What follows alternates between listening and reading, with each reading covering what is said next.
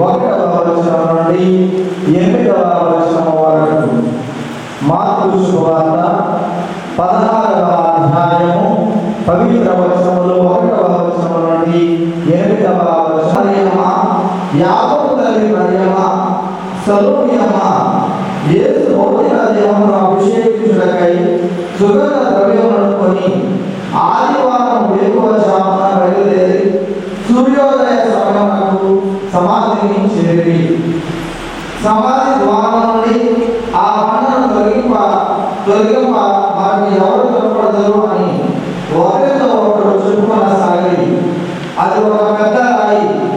కానీ వారు వెళ్ళి చూసినప్పటికే ఆ రాయి తొలగింపబడి ఉండడం చూసిరి. వారు సమాధిలోనికి పోగా తెల్లని వస్త్రములను ధరించి సమాధి కుడి ప్రక్కన కూర్చుని ఉన్న ఒక యువకుని చూసి ఆశ్చర్యచకితులైరి. అతడు వారితో, మీరు భయపడకూడదు, శిలువ వేయబడిన నజరేయుడగు యేసును మీరు వెతుకుచున్నారు. ఆయన పునరుత్థానుడైన ఇక్కడ లేడు, వచ్చి ఆయన ఉంచిన స్థలమును చూడు. మీరు వెళ్ళి పేతురునకు తగ్గిన శిష్యులకు ఆయన మీకంటే ముందు గలిలయకు వారు భయపడినందున ఎవరితో ఏమీ చెప్పలేదు.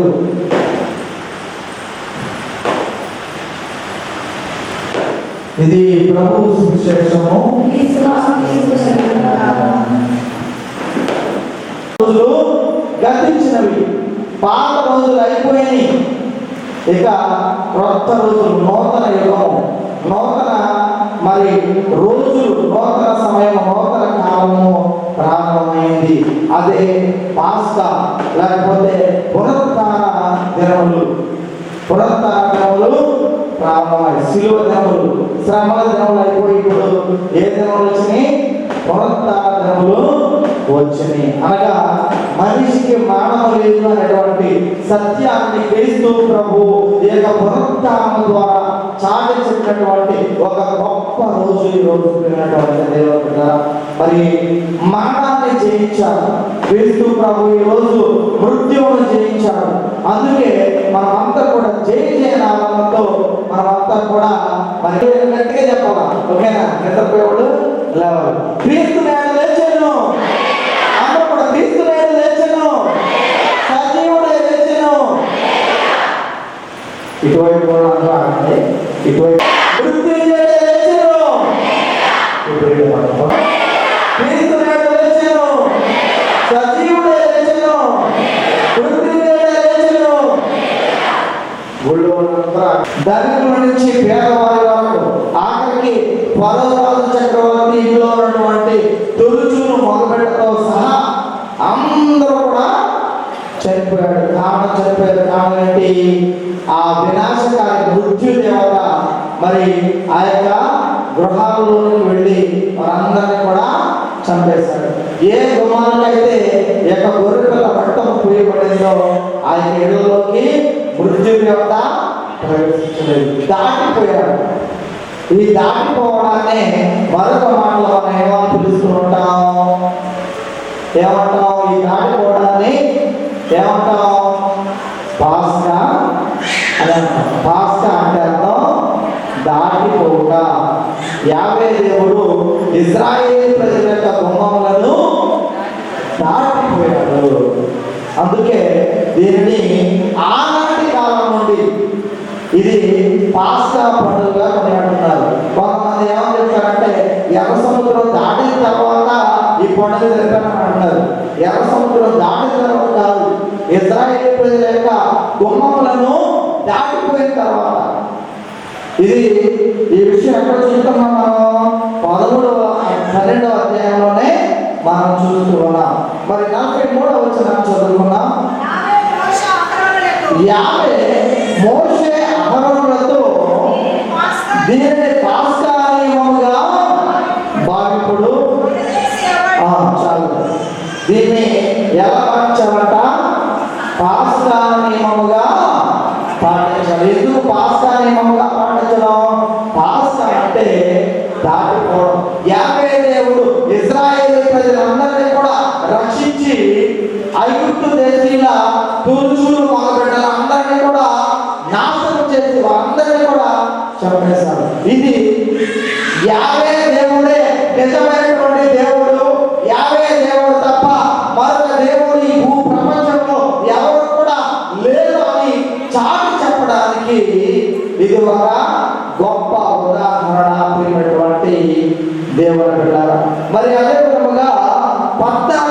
అధ్యాయము 15వ వచనంలో కూడా మరొక సంఘటన మనం చూస్తూ ఉన్నాం. దాటిపోయే సంఘటన.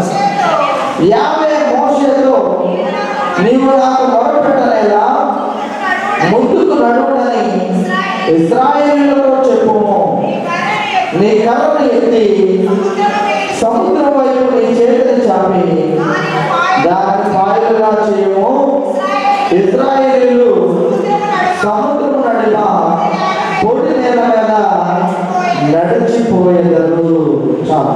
ప్రియమైనటువంటి దేవుని బిడ్డలారా, మరి దేవుడు అద్భుతంగా ఆ యొక్క ఇశ్రాయేలు ప్రజలందరినీ కూడా ఐగుప్తు దేశం నుండి తోడుకుని వచ్చి వారు ప్రయాణమై వెళుతున్నటువంటి సమయంలో మరలా ఏం జరిగింది? ఏమన్నా ఎవరు ఫరో రాజు అతని సైన్యము వెనకాల వస్తారు. వాళ్ళు చూడగానే అందరికి కూడా భయమేసిపోయింది. ఎందుకంటే వీళ్ళందరూ కూడా బానిసలు, యుద్ధ వీరులు కాదు, యుద్ధాలు చేసేవాళ్ళు కాదు, యుద్ధాలు చేసే అలవాట్లు కంటే అప్పటికి ఇంకా లేదు. వాళ్ళ యొక్క బానిసలుగానే బ్రతుకుతూ ఉన్నారు. మరి యొక్క ఐగుప్తు రాజు వస్తున్నాడని తెలుసుకున్నటువంటి వీళ్ళందరూ కూడా భయపడిపోయారు. మోషేను నానా రకాలుగా మరి మాట్లాడుతూ ఉన్నారు. ఇదిగో నువ్వు మమ్మల్ని చంపడానికి తీసుకొచ్చావు, మేము అక్కడ హ్యాపీగా బతికిపోవడం. ఇప్పుడు ఐగుప్తు రాజు ఫరో చక్రవర్తి తన సైన్యమును తీసుకొని మనం వెంబడిస్తున్నారు. ఎదరేమో సముద్రం ఉంది, వెనక్కెళ్తేనేమో మరి ఇశ్రాయేలీయులు మనం చంపేస్తారు. ఇప్పుడు మనం ఎటేలా అర్థం కావట్లేదు, ఏం చేయాలని చెప్పి మరి ఇశ్రాయేలు ప్రజలందరూ కూడా భయాందోళనకు గురైపోయారు. ఏం చేయాలో తెలియలేదు. అప్పుడు మోషే దేవునికి మొరపెట్టగా, మోషే దేవునికి ప్రార్థన చేయగా, ఇదిగో యావే దేవుడు మోషేతో మాట్లాడుతూ ఉన్నాడు. యావే దేవుడు మోషేతో మాట్లాడుతూ ఉన్నాడు. మోషే, నువ్వు భయపడకు, అధైర్యపడకు. ఇదిగో నీ చేతిలో ఉన్నటువంటి కర్రను చూడు. నీవు ఈ కర్రను పట్టుకొని ఆ యొక్క సముద్రాన్ని తాకు, ఆ సముద్రాన్ని కొట్టు అని చెప్పినప్పుడు మోషే దేవుని మాటను నమ్మి, మోషే దేవుని మాటను ఆలకించి ఆ యొక్క చేతి కర్రను, మోషే చేతిలో ఉన్నటువంటి ఆ చేతి కర్రతో ఆ సముద్రమును మరి అలా కొట్టగా ఏమైంది? అది 2 పాయలుగా విడిపోయింది. హ్యాపీగా ఆ యొక్క పొడి నేల చక్కగా నడుచుకుంటూ వెళుతూ ఉన్నారు. అప్పుడేమైంది? మరి అక్కడ మరి వాళ్ళు ఈ ఐగుప్తీయులను దాటుకుని వెళ్ళాలంటే, వీళ్ళ నుంచి తప్పించుకుని వెళ్ళాలంటే అక్కడ కూడా ఆగకూడదు. మరి ఏమైంది అక్కడ?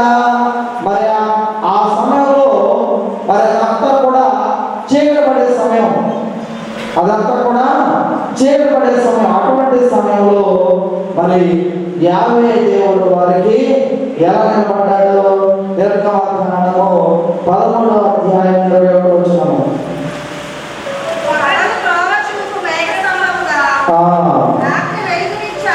రాత్రి వెలుగునిచ్చు అగ్నిస్తంభముగా. చూడండి ప్రియమైనటువంటి దేవుడుగా, యావే దేవుడు ఇశ్రాయేలీయులను కాపాడడానికి తాను ఒక మహత్తరమైనటువంటి ప్రణాళికను వేసుకున్నాడు. ఎప్పుడైతే దేవుడు మోషేను ఇశ్రాయేలు ప్రజలకు నాయకుడిగా నియమించున్నాడో ఆనాటి నుండి మోషే ద్వారా యావే దేవుడు ఇశ్రాయేలు ప్రజలను ఆ యొక్క బానిసత్వం నుండి దాదాపు 430 సంవత్సరాల నుండి ఇశ్రాయేలు ప్రజలు ఆ దేశంలో బానిసలుగా బ్రతుకుతూ ఉన్నటువంటి వారందరినీ కూడా విముక్తులను చేయడానికి, విడుదల చేయడానికి ఎన్నో గొప్ప గొప్ప కార్యాలు మోషే ద్వారా చేస్తున్నాడు.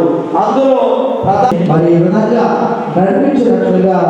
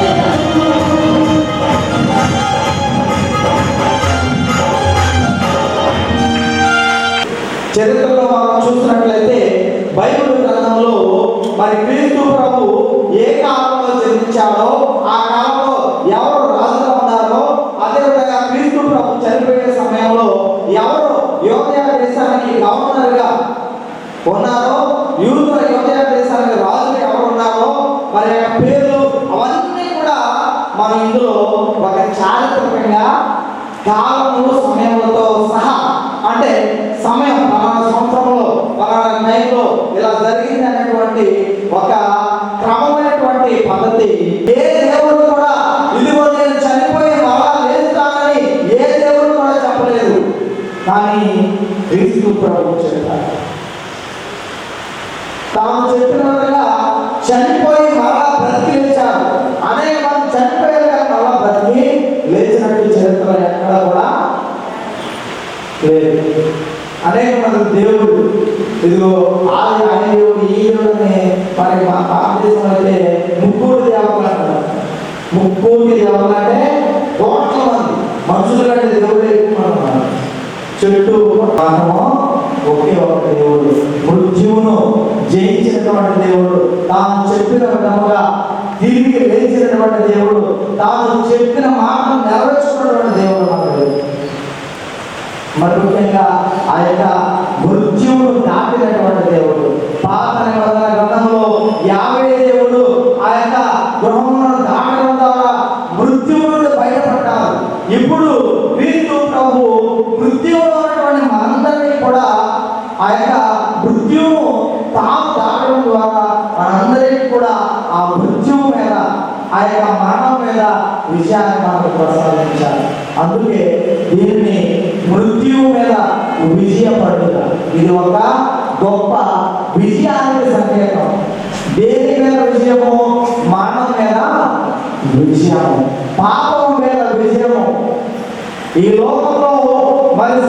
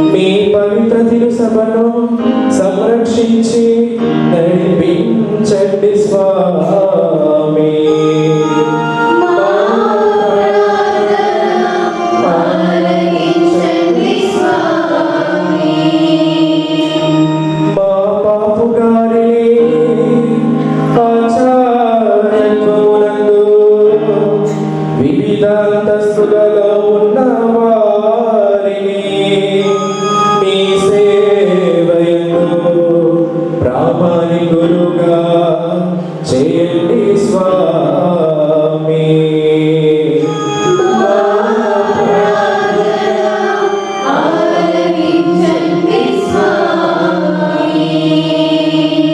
సకల జనులకు సమాధానమును ఐక్యమును అనుగ్రహించండి స్వామి.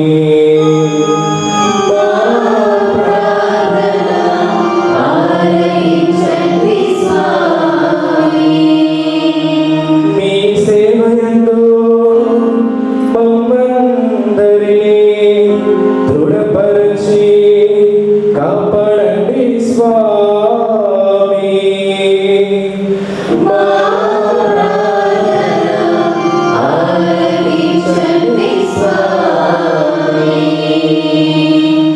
జీవిత సర్వేశ్వరుని సుతుడైన జేసువా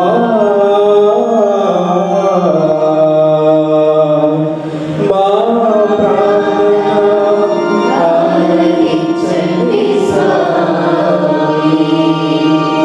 క్రీస్తువా మా ప్రార్థన ఆలకించండి. క్రీస్తువా మా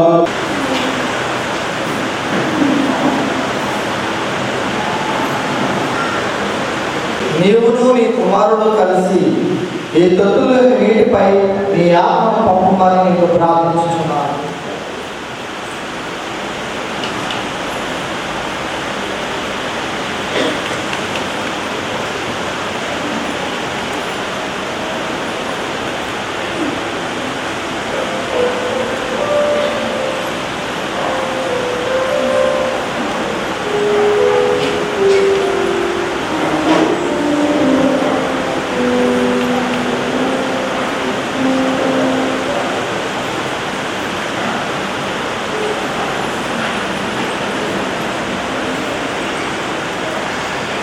జ్ఞాన స్నానం ద్వారా క్రీస్తులో మరణించి అతనితో భూస్థాపితం చేయబడిన వారందరూ అతనితో పాటు నూతన జీవితంలో ఉత్థానమవుదురుగాక.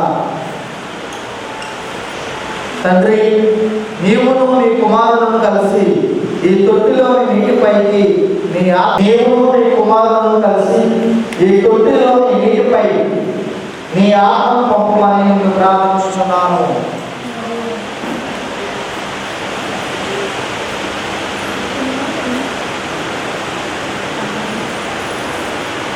జ్ఞాన స్నానం ద్వారా క్రీస్తులో మరణించి అతనితో భూస్థాపితం చేయబడిన వారందరూ అతనితో పాటు నూతన జీవితంలో ఉత్థానమవుదురుగాక. నీతో కలిసి పవిత్రాత్మతో పాటు యుగయుగములు జీవించుచు పాలించు మా ప్రభువును నీ కుమారుడైన యేసుక్రీస్తు ద్వారా ఈ ఎల్లకాలము అతనిని కీర్తించి కొనియాడుడు.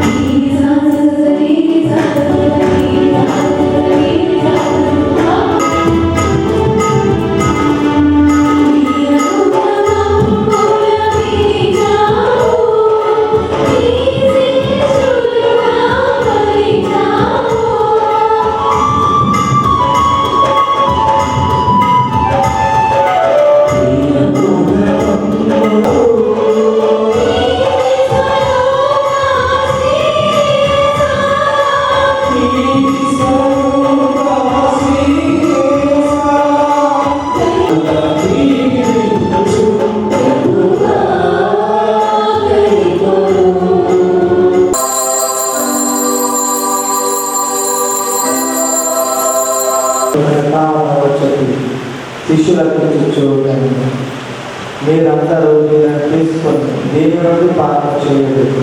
ఏదైనా ఇది నోట అనేక నిబంధన భాగం, ఇది మీ కొరకు అనేకుల కొరకును పాప పరిహారకై రావబడుతుంది.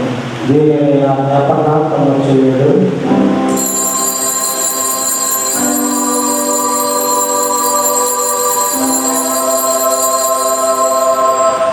సర్వేశ్వరుని కొరకు ఇదిగో లోకం యొక్క పాపములను తీసుకుంటాడు.